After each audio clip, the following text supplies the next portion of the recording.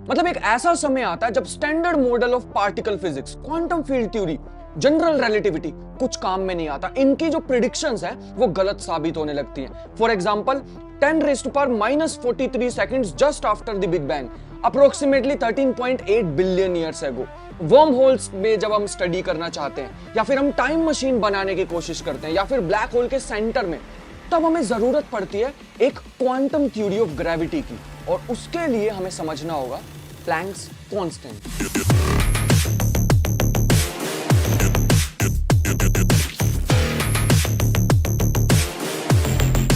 हमारे यूनिवर्स के 4 fundamental constants हैं, या फिर मुझे नेचुरल कांस्टेंट्स बोलने चाहिए। Gravitational constant, Planck's constant, speed of light and Boltzmann constant. Gravitational constant का समझ आता है कि कुछ ना कुछ ग्रेविटी से लेना देना होगा। स्पीड ऑफ लाइट का भी समझ आता है कि हमारे यूनिवर्स में एक स्पीड लिमिट सेट की जा रही है जिससे तेज पार्टिकल नहीं चल पाएंगे, उसके आसपास स्पीड से ही चल पाएंगे सिर्फ।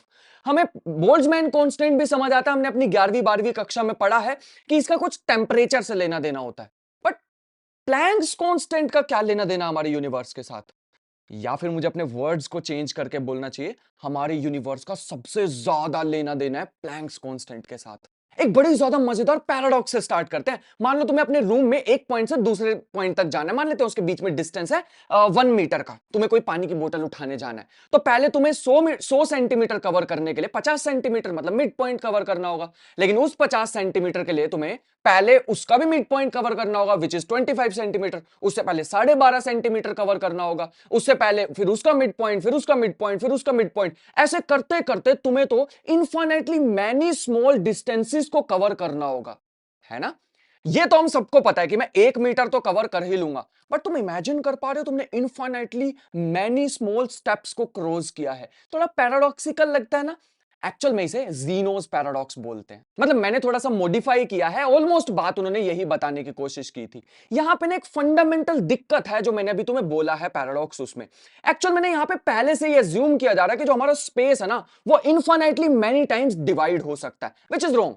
हमारे स्पेस में एक लिमिट एग्जिस्ट होती है जिसके बाद लेंथ का मीनिंग ही खत्म हो जाता है। उससे कम अगर सेपरेशन पे 2 पॉइंट्स है तो मैं बता ही नहीं पाऊंगा कि वो 2 पॉइंट्स हैं या फिर वो एक ही पॉइंट है। मतलब लेंथ शब्द का मीनिंग ही खत्म हो जाएगा, सारी चीजें ब्लर हो जाएंगी उससे छोटे डिस्टेंस पे।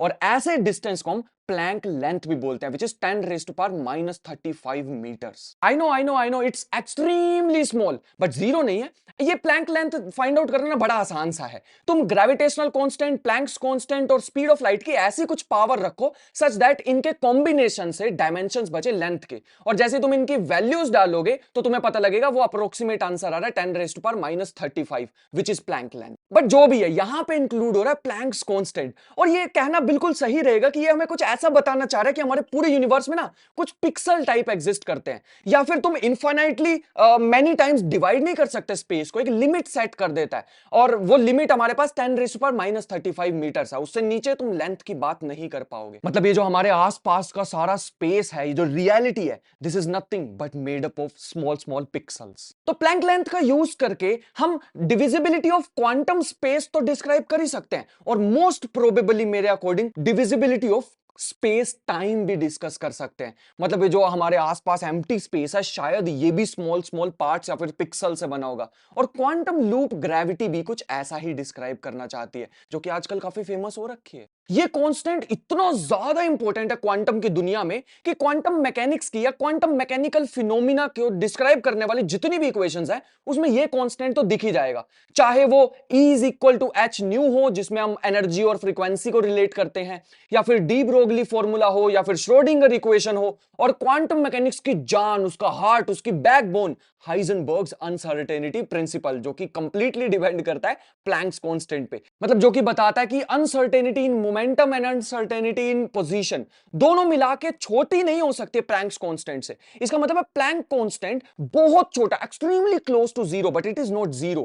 कहने का तात्पर्य यहां से यह है, क्वांटम लेवल पे जो अनसर्टेनिटीज होती हैं, मैं किसी भी चीज को एक्यूरेटली मेजर करने के लिए जाऊंगा तो उसमें कुछ ना कुछ अनसर्टेनिटी हमेशा रह जाएगी, which is extremely close to to zero but not zero. अच्छा, ये प्लैंक्स कांस्टेंट की वैल्यू एक्सट्रीमली छोटी होने के कारण हमें क्वांटम लेवल पे अनसर्टेनिटीज देखने को मिलती हैं डायनेमिकल वेरिएबल्स में। हम अगर क्लासिकल लेवल पे चले जाएं, हमारे लेवल पे देखें, इसका जो इफेक्ट होता है ऑलमोस्ट नेग्लिजिबल होता है। मतलब मेरे ख्याल से ना शायद एक कोइंसिडेंस ही होगा कि हम ना बीच में फंसे हुए हैं। ना तो हम इतने ज्यादा बड़े हैं कि हम ब्लैक होल की फॉर्मेशन अपने आंखों के सामने देख पाए, इतना सा ब्लैक होल हो, ऐसा भी नहीं होता। ना ही हम क्वांटम लेवल पे हैं कि वो अनसर्टेनिटीज को अपने सामने ऑब्जर्व कर पाए कि एक्चुअल में चलता क्या है क्वांटम मैकेनिकल लेवल पे। बट जो भी है, अगर हम प्लैंक्स कांस्टेंट को अच्छी तरह समझ जाते हैं ना, तो हम काफी सारी मिस्ट्रीज को सॉल्व कर सकते हैं। और एक और खतरनाक बात बताता हूं, इतने स्मॉलर लेवल पे, प्लैंक लेवल पे अगर हम चले जाएं 10⁻⁻35, वहां पे ना ये जो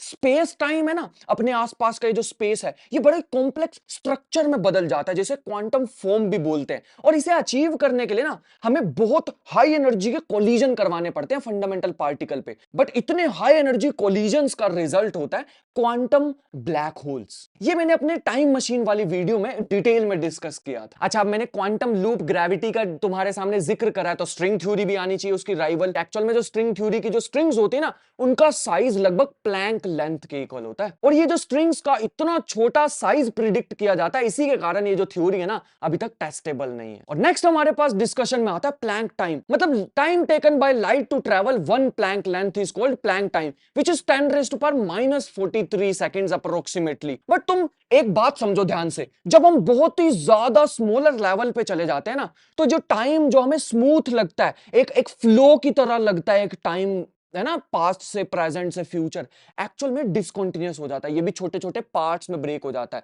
10⁻⁻43 सेकंड्स का मतलब है टाइम जो है ना, वो भी एक पैकेट की तरह एग्जिस्ट करता है। सुनने में थोड़ा अजीब लगेगा, हम एनर्जी के लिए वर्ड यूज करते थे वैसे। तो टाइम की भी सबसे स्मॉलर यूनिट, सबसे स्मॉलर अमाउंट होता है 10⁻⁻43 seconds. It is extremely small but still not zero.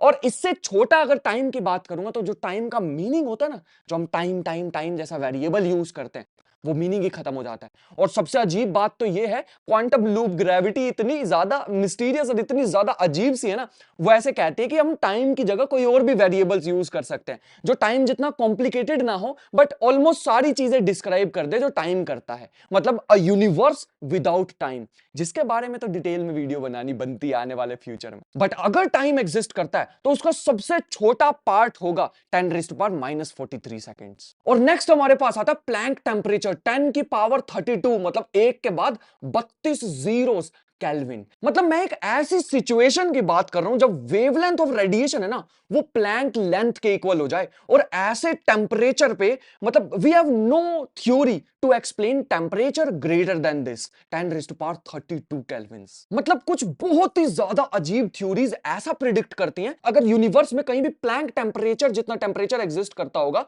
तो Planck scale black holes form होना स्टार्ट हो जाएंगे उन्हीं रेडिएशन से।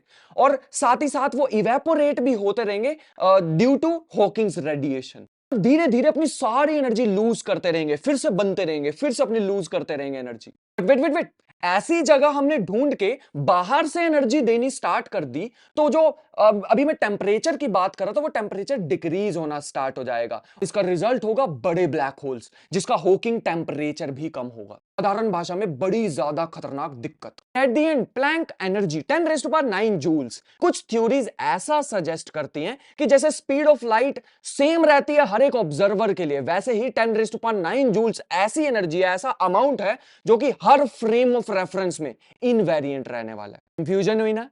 स्पीड ऑफ लाइट जैसे तुम भागते हुए देखोगे, चाहे रुके हुए देखोगे, चाहे स्पीड ऑफ लाइट के जितना भागते भागते देखोगे, speed of light is always same 3 × 10⁸ approximately. वैसे ही 10⁻⁹ joules is also same for all the observers. अगर फिर भी समझ नहीं आ रहा, मैं तुम्हें मास से समझाना चाहूंगा। जब हम बहुत तेज भागते हैं, तो special theory of relativity suggest करती है कि उस पार्टिकल का या उस ऑब्जेक्ट का मास बढ़ना स्टार्ट हो जाता है।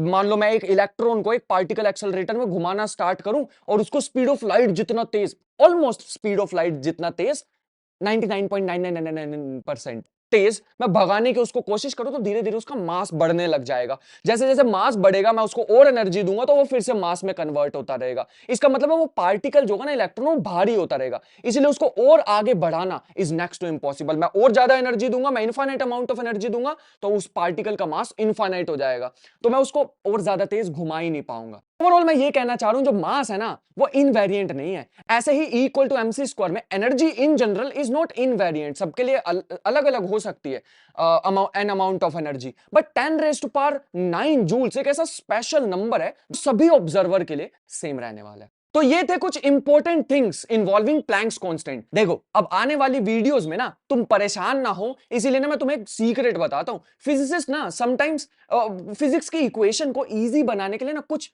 कॉन्स्टेंट्स को वन मान लेते हैं, जैसे Planck's constant, speed of light, gravitational constant, इनको वन मान लेते हैं। एग्जांपल से बताता हूं, मान लो तुमने स्पीड ऑफ लाइट को वन मान लिया, तो E equal to M C square, कितनी आसान सी इक्वेशन बन जाएगी ना, E इक्वल टू एम। बस यूनिट का थोड़ा सा ध्यान रखना होता है हमें। डिराक की इक्वेशन होती है, वो भी कितनी इजी बन जाएगी। जैसे तुम G को, ग्रेविटेशनल कांस्टेंट जो है ना उसको वन मत मानो, 8 पाई G को वन मान लो, तो जो आइंस्टाइन की फील्ड इक्वेशन है कितनी इजी बन जाएगी। फ्रीडमैन इक्वेशन है, इजी बन जाएगी। हिल्बर्ट आइंस्टाइन एक्शन है, वो कितना इजी बन जाएगा। तो फिजिसिस्ट ना बड़े चालाक से होते हैं, मतलब वो अपने कन्वीनियंट के अकॉर्डिंग ना कांस्टेंट्स की वैल्यू वन पुट कर देते हैं, ताकि जो फिजिक्स की इक्वेशन है ना वो थोड़ी और ज्यादा खूबसूरत और सिंपल दिख सके। लेकिन उन इक्वेशंस के पीछे की कॉम्प्लेक्सिटी का दर्द तो हमें ही पता है बस। तो तुम देख पा रहे हो Planck's constant is super important, मतलब हम यूनिवर्स में लिमिट्स सेट कर पा रहे हैं, जैसे लेंथ पे लगा दिया, एनर्जी पे लगा दिया, और हमने टाइम पे लिमिट लगा दी कि इससे छोटा टाइम नहीं हो सकता। It's just because of Planck's constant. जैसे Planck's length, Planck's temperature, Planck's energy, Planck's time, इन सब में इन्वॉल्व हो रहा है प्लैंक्स कांस्टेंट। इसकी वजह से ही ये चीजें पॉसिबल हो पा रही हैं कि हम लिमिट्स देख पा रहे हैं अपने यूनिवर्स की। So I really hope you have learned something new, something fresh.